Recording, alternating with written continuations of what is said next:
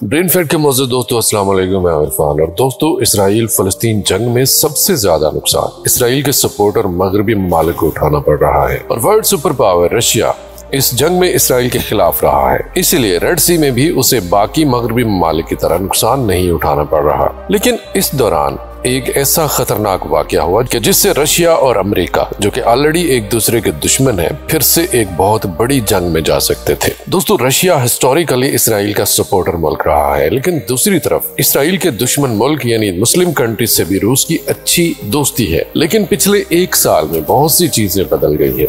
Russia Ukraine वार के दौरान Israel के सभी सपोर्टर्स मगरबी मुल्क रशिया के न सिर्फ खिलाफ हुए बल्कि उसके ऊपर बहुत सारी पाबंदियां भी लगा दी, क्योंकि ये सारे मगरबी मुल्क अमेरिका के इत्तेहादी थे या नेटो ममालिक थे और एक मुआहदे के तहत रशिया यूक्रेन वार में इन तमाम ममालिक को अमेरिका का साथ देना पड़ा। इस वक्त रशिया का साथ खुलकर ईरान दे रहा था और उसे अपने हथियार भी प्रोवाइड कर रहा था। आज भी रशिया यूक्रेन कॉन्फ्लिक्ट चल रहा है और आज भी ईरान उसे हथियार दे रहा है। इस लड़ाई में इसराइल चाहकर भी रशिया का साथ नहीं दे सकता था। नतीजा ये हुआ कि अब इसराइल और रशिया में पहले के मुकाबले में थोड़ी दूरी पड़ चुकी है। इसलिए जब 2023 में इसराइल ने इस जंग की शुरुआत की तो रशिया ने उसका साथ देने के बजाय उसे कई बार वार्निंग की। रशिया के वजीर खारजा सर्जी लारोफ ने स्टेटमेंट देते हुए कहा कि गजा की ये लड़ाई पूरे रीजन को अपनी लपेट में ले सकती है। साथ ही उन्होंने ये भी कहा कि ईरान को ब्लेम करने की कोशिश जलती पर तेल डालने का काम करेंगी, क्योंकि तारीखी तौर पर अगर देखा जाए तो इसराइल फलस्तीन जंग से पहले ही ईरान हमेशा से इसराइल के खिलाफ रहा है और इसी तरह अमेरिका भी ईरान के खिलाफ रहा है। और अगर गुज़िश्ता एक दहाई का जायजा लें तो उसमें नजर आएगा कि इसराइल ने ईरान के एटमी साइंसदान को भी हलाक किया और इसके अलावा हमेशा से इसराइल ईरान की जासूसी करता रहा है और अमेरिका ने ईरान के एक बहुत अहम कमांडर कासिम सुलेमानी को इराक में कत्ल कर दिया था। और अभी हाल ही में इसराइल ने ईरान के एक और अहम कमांडर रजा मूसवी को सीरिया में कत्ल कर दिया है, जिसकी वजह से ईरान इस वक्त इसराइल और अमेरिका इन दोनों के सख्त तरीन मुखालिफ है और जहां कहीं भी उसे मौका मिलेगा वो इन दोनों ममालिक से सख्ती से निपटेगा और इससे बदला जरूर लेगा। ईरान अपनी लड़ाई अपने सपोर्टर्स यानी हिजबुल्लाह, यमन के हौसीज, हमास और इस तरह के और काफी सारे ग्रुप्स जो कि इराक में मौजूद हैं उनके जरिए लड़ रहा है। अब दोस्तों, ऐसा उन्होंने इसलिए कहा क्योंकि इस पूरी लड़ाई के लिए इसराइल पर लेबनान, यमन या फलस्तीन की तरफ से जो भी हमले हो रहे हैं उसके लिए अमेरिका और इसराइल दोनों ही ईरान को जिम्मेदार ठहरा रहे हैं। इस पर सैंक्शंस लगाना चाह रहे हैं। इवन इस लड़ाई के दौरान ही कुछ नई पाबंदियां ईरान पर ऑलरेडी लगाई भी गई हैं। अब क्योंकि यूक्रेन से लड़ाई में रशिया का सबसे बड़ा सपोर्टर ईरान बनकर सामने आया था, इसलिए वो ईरान को यहाँ भी सपोर्ट करके अपनी दोस्ती को निभा रहा है। वहीं जिस तरह इस लड़ाई के लिए अमेरिका ईरान को जिम्मेदार ठहरा रहा था, लेकिन रशिया ने उल्टा अमेरिका को ही इसका जिम्मेदार ठहरा दिया। रशिया के प्रेसिडेंट व्लादिमीर पुतिन ने कहा कि इस लड़ाई की वजह अमेरिका है। वाशिंगटन की फील्ड पॉलिसी की ये लड़ाई रिजल्ट है। दोस्तों, आपको बता दें कि रशिया भी एक आजाद फलस्तीन का सपोर्टर है। रशिया की इन्हीं सब पॉलिसीज की वजह से यमन ने जब रेड सी में इसराइल से जुड़े जहाजों को टारगेट करना शुरू किया तो उन्होंने पहले ही क्लियर कर दिया था कि हम रशियन जहाजों को निशाना नहीं बनाएंगे। लेकिन इस बीच अमेरिका ने एक बहुत ही खतरनाक काम कर दिया और यही रशिया अमेरिका के बीच नई दुश्मनी की जड़ बन सकता था। दरअसल दोस्तों, अमेरिका की नेवी ने यमन की नेवी को निशाना बनाने के लिए एक मिसाइल रेड सी में फायर किया, लेकिन वो मिसाइल यमन के हौसीज की बजाय रशिया के ऑयल टैंकर के बिल्कुल करीब जाकर फटा। ये टैंकर रशिया से ऑयल लेकर निकला था। अब अगर ये मिसाइल डायरेक्ट इस टैंकर पर लगता तो न सिर्फ एक बड़ा हादसा हो सकता था बल्कि रेड सी में अमेरिका के खिलाफ रशियन नेवी भी आ सकती थी, जो कि दुनिया की सबसे ताकतवर तरीन नेवीज में से एक है। इनके पास एक दो नहीं बल्कि टोटल 370 एक्टिव शिप्स मौजूद हैं, जिनमें से एक एयरक्राफ्ट कैरियर,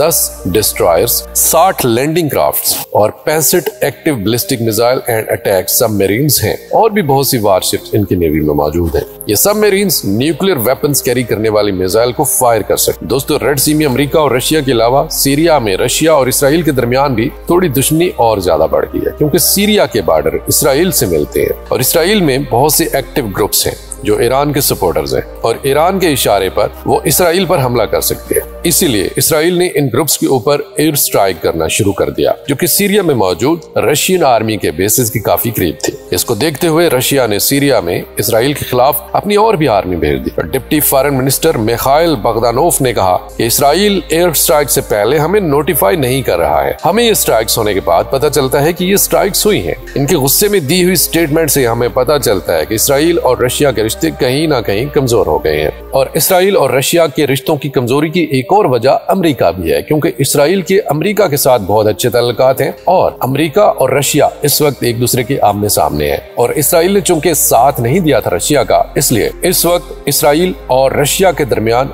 दूरियां बढ़ी हुई हैं। और मिलिट्री एक्सपर्ट्स को यह भी डर सता रहा है कि कहीं सीरिया में भी इस वार की वजह से टेंशंस न पैदा होने लगे, क्योंकि इसराइल अपने शुमाली बॉर्डर्स में लेबनान से तो मगरबी बॉर्डर में गजा से ऑलरेडी जंग पर है और इसके शुमाल मशरक में सीरिया का बॉर्डर है, जहां पर ऑलरेडी ईरान, रशिया, तुर्की जैसे ममालिक की फौज मौजूद है जो कि इसराइल और मगरबी ममालिक के खिलाफ है। सीरिया में रशिया ने अपनी लैंड आर्मी भेजी है जो कि यूक्रेन में भी लड़ रही है। तो चलिए उनकी लैंड आर्मी पर भी एक नजर डाल लेते हैं। दोस्तों, रशिया अपनी आर्मी पर सालाना लगभग $80 बिलियन से भी ज्यादा खर्च कर रहा है। इस लिहाज से किसी भी तरह के वेपन्स को न सिर्फ खरीद सकते हैं रशियंस, बल्कि उसे अपने मुल्क में डेवलप भी कर सकते हैं। इनके पास दुनिया के बेस्ट और लेटेस्ट टैंक्स मौजूद है, क्योंकि इंडिया, ईरान, इजिप्ट और सीरिया जैसे बहुत से ममालिक भी रशियन टैंक्स इस्तेमाल कर रहे हैं। रशिया के पास मौजूद टैंक्स की वाइड वैरायटी में T-90 टैंक को सबसे बेस्ट माना जाता है, जिसे रशिया यूक्रेन वार में भी इस्तेमाल कर रहा है। ये टैंक 125 mm की गन से लेस होता है, जो कि दुश्मन के टैंक्स और दीवार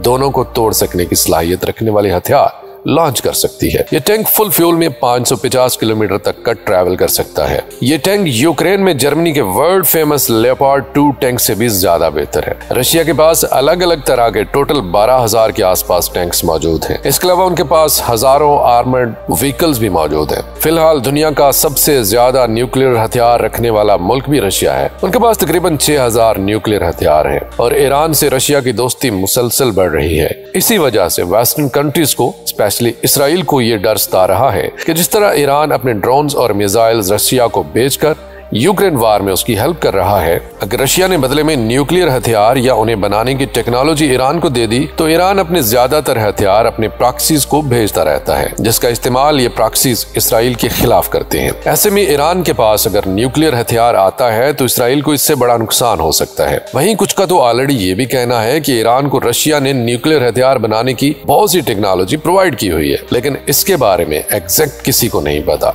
और दोस्तों, साथ ही साथ आपको ताजा तरीन खबर ये भी दे दें कि ईरान ने यूरेनियम की एनरिचमेंट यानी अफसूदगी बढ़ा दी है। याद रहे कि ईरान इससे पहले सिर्फ 3 किलो यूरेनियम पर मंथ अफसूदा कर रहा था, यानी एनरिच कर रहा था, जो कि उसे अपनी एटमी प्लांट्स को चलाने के लिए चाहिए होती थी। लेकिन अब ईरान ने ताजा तरीन खबरों के मुताबिक 9 किलो यूरेनियम अफसूदा करना शुरू कर दी है। यहाँ से इसराइल और अमेरिका की टेंशन बढ़ती हुई नजर आ रही है, क्योंकि 9 किलो यूरेनियम एनरिच करने का मतलब है कि ईरान कहीं ना कहीं एटमी हथियार हासिल करने के बहुत करीब है। क्योंकि ईरान के सुप्रीम लीडर आयतुल्लाह खामनेई ने 2 महीने पहले ये कहा था कि अगर ईरान एटमी हथियार बनाना चाहे तो वो सिर्फ 1 महीने के अंदर अंदर एटमी हथियार बना सकता है, लेकिन हम नहीं बनाएंगे क्योंकि हमें एटमी हथियार रखने की जरूरत नहीं है। यहाँ तक कि IAEA ने भी वाज़ेह अल्फाज में कहा कि ईरान ने यूरेनियम की अफसूदगी 90% तक बढ़ा दी है, क्योंकि ताजा तरीन हालात और आलमी तनाजर के झगड़ों के दरमियान ये खतरा है कि ईरान पर अमेरिका या इसराइल कोई भी बड़ा हमला कर सकते हैं, जिससे बचाव के लिए ईरान को एटमी हथियार का हसूल बहुत जरूरी है, वरना उसका भी हशर इराक या लीबिया वगैरह की तरह हो सकता है। तो दोस्तों, ये थी ताजा तरीन सूरत हाल इसराइल, फलस्तीन, रशिया और आलमी प्लेयर्स के दरमियान इस वक्त बढ़ती हुई